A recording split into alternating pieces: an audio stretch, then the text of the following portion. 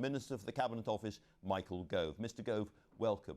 Morning. Should face masks be mandatory in shops in England? I don't think mandatory, no, but I would encourage people to wear face masks when they're inside, in an environment where they're likely to be mixing with others and where the ventilation may not be as good as it might. So I think that it is basic good manners, courtesy, consideration to wear a face mask if you are, for example, in a shop. But we don't need a law to do that. Well, I trust people's good sense. Now, of course, the government at all times, does look at the emerging evidence about what the best way to control the disease is. If necessary, then, and if tough measures are required, as we've seen in Leicester, obviously a very different situation, then tough measures will be taken. But on the whole, my view is that it's always better to trust people's common sense, to give them a clear sense of what is wise, and I think that individuals and businesses are responding well to that lead. You're talking about borders today. Are Britain's borders going to be ready and secure by the end of this year? Yes, I think they will be. Because your colleague Liz Truss, as you know, has expressed some real worries about this.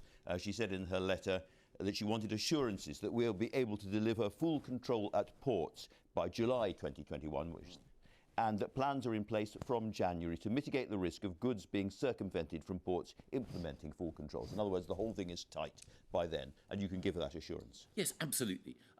Everyone in government wants to make sure that our departure from the European Union is a success.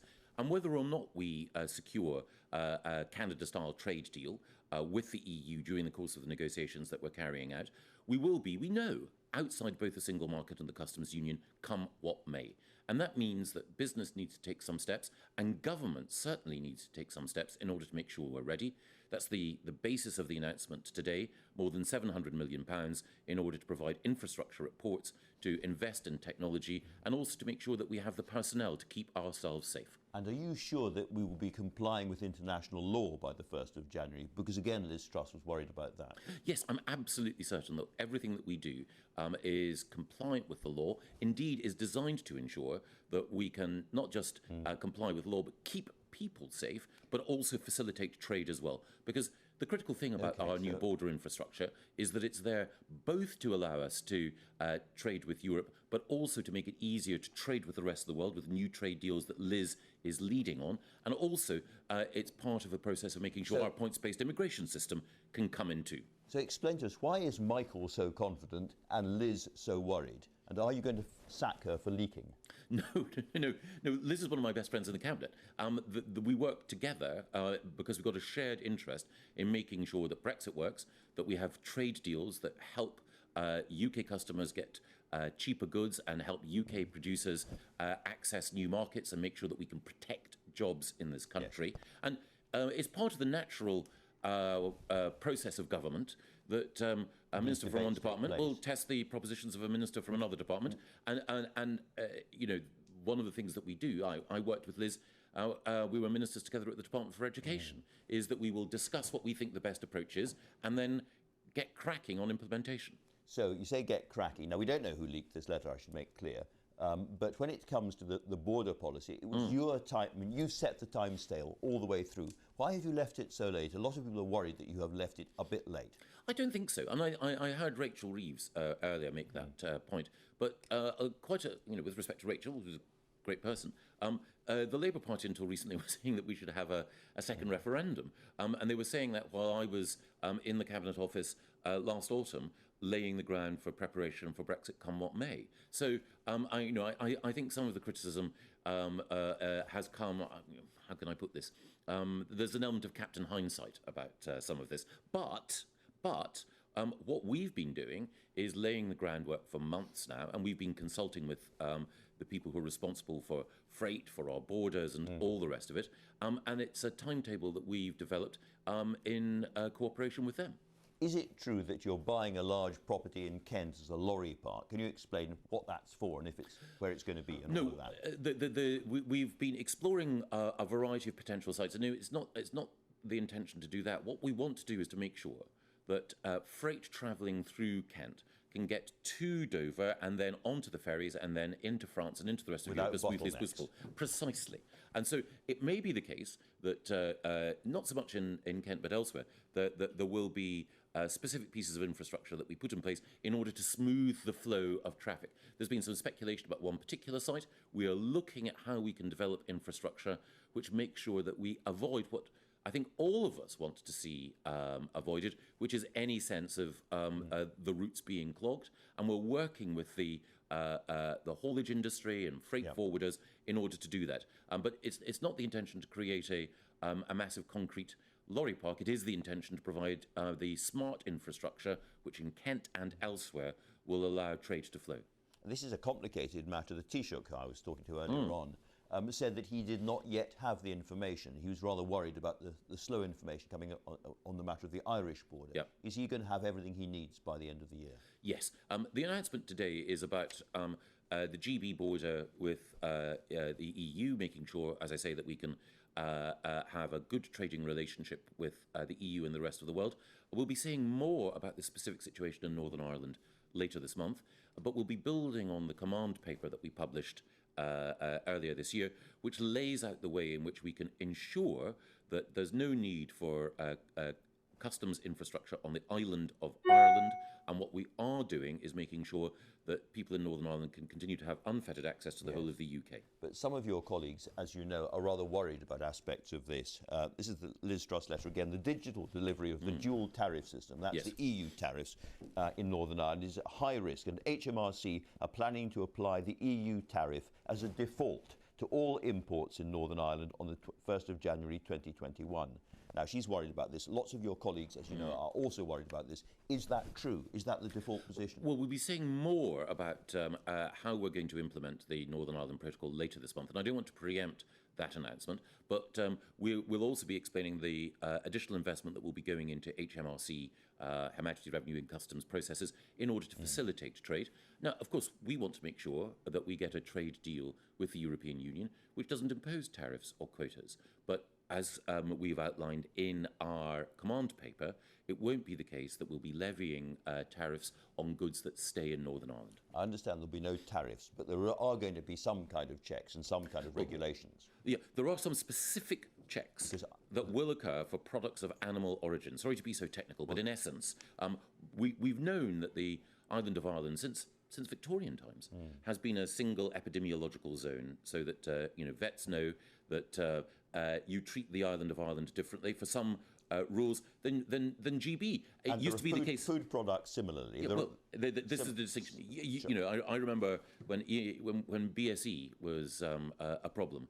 The fact that Ireland was treated differently was something that the Reverend Dean Paisley was very pleased by. He said, "My voters are Irish, my voters are British, but my cows are Irish." Now, in respect of the Northern Ireland Protocol, there will be some checks for products of animal origin that go from GB to Northern Ireland, but we want them to be as light touch and minimal as possible. So let's just clear up one thing for sure, which is what Boris Johnson said in December. He said there's no question of there being checks on goods going from Northern Ireland to Great Britain or from Great Britain to Northern Ireland. Let's be honest and straightforward. That is not quite true, is it? Well, as we've explained, there is unfettered access for goods from Northern Ireland into Britain, no problem there at all.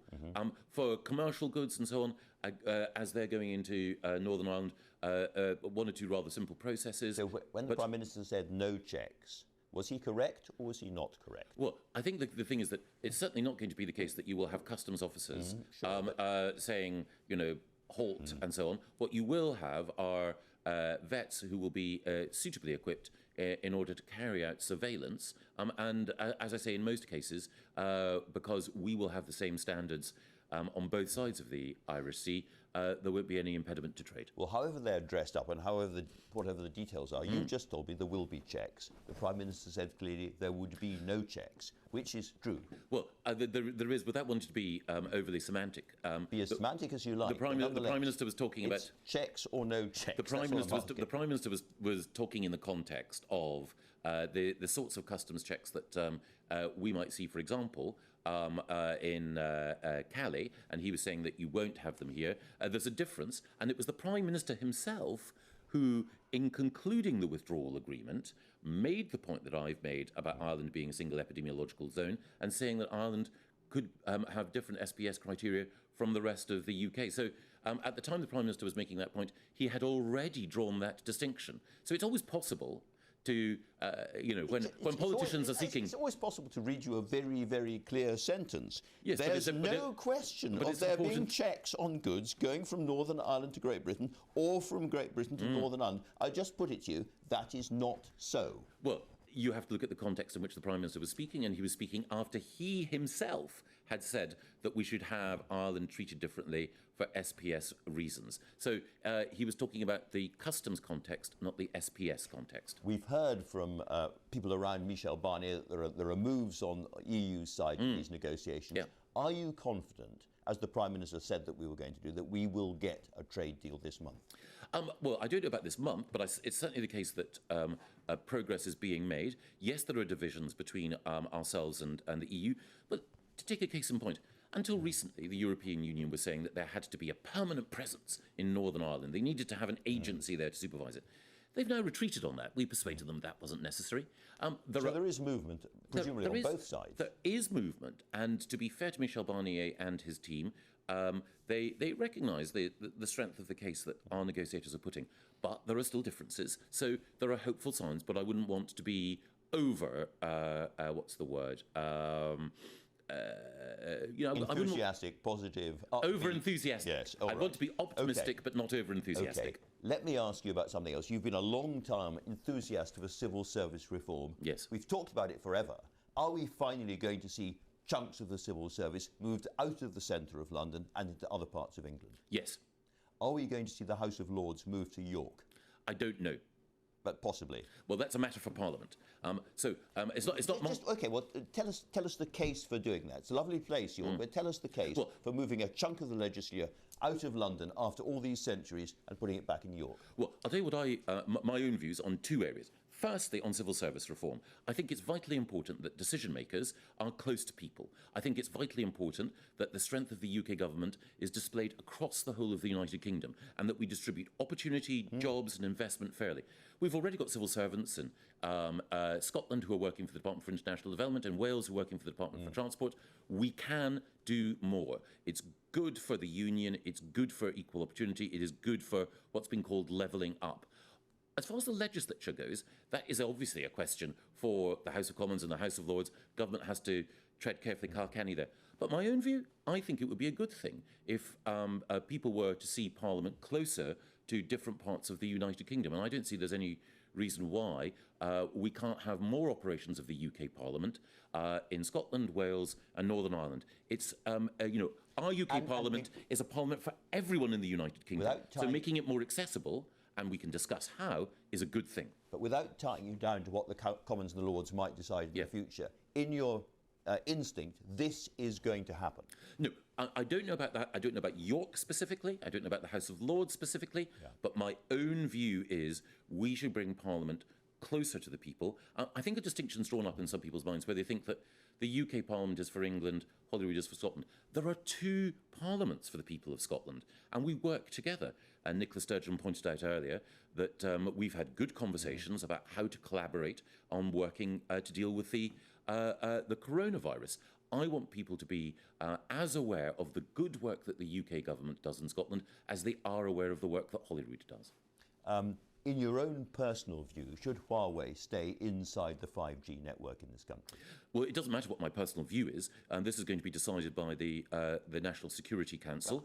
And when the National Security Council decides, then that decision will be communicated to Parliament and to others. I'm in some respects rather old-fashioned. I think that if you've got something like a National Security Council, then the decisions that are taken there shouldn't be preempted by individual ministers riding hobby horses. We both know that relations between the UK and China are deteriorating at the moment. They're not good. And there have been reports today that the government is worried about a cyber attack on this country, as has happened in Australia, as a result of that. Are you one of those people worried about that? Well, again, I don't want to seem even more crusty, but I don't think it's a good idea for ministers to talk about cybersecurity issues in that way. The UK has a relationship with China which is based on appropriate candour at times. So if we disagree, as we do over the new security law in Hong Kong, we'll say so. But it's also the case that China is a significant player in the global economy. China is a partner with whom we have to engage if we're going to make progress on dealing with climate change. So I think the right thing to do is to leave the leadership on diplomacy to the Prime Minister and the Foreign Secretary to do a great job. and for those decisions on other matters to be taken appropriately. It's a delicate dance. Michael Gove, thank you very much indeed for talking to us today. That's all.